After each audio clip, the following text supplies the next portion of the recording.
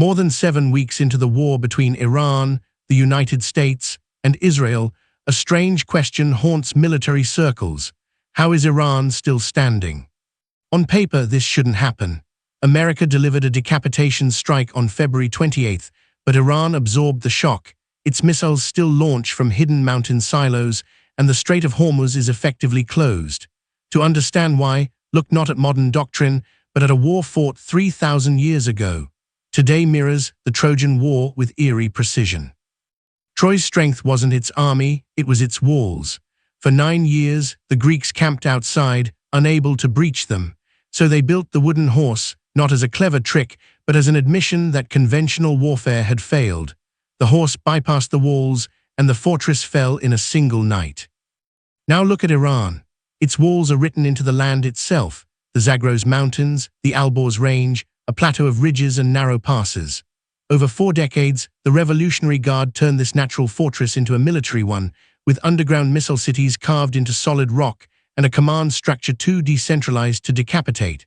And above it all sits the Strait of Hormuz, 21 miles wide, through which 20% of the world's oil once flowed. These are walls no army can breach. So the CIA and Mossad spent decades building a horse of their own, an intelligence network inside Iran. On February 28th, that horse delivered a tactical masterpiece. Air defenses were blinded, nuclear facilities damaged. For a moment, it seemed the war might end before it began. But the Greeks who emerged from the wooden horse did not find a city ready to surrender. The IRGC had spent 40 years hardening itself against exactly this kind of assault. And when foreign missiles struck, the internal divisions that Western intelligence had counted on dissolved. Iranians who had protested the regime now stood with it. The horse entered the fortress, but the fortress did not fall. Now the coalition faces the same impossible situation as the Greeks.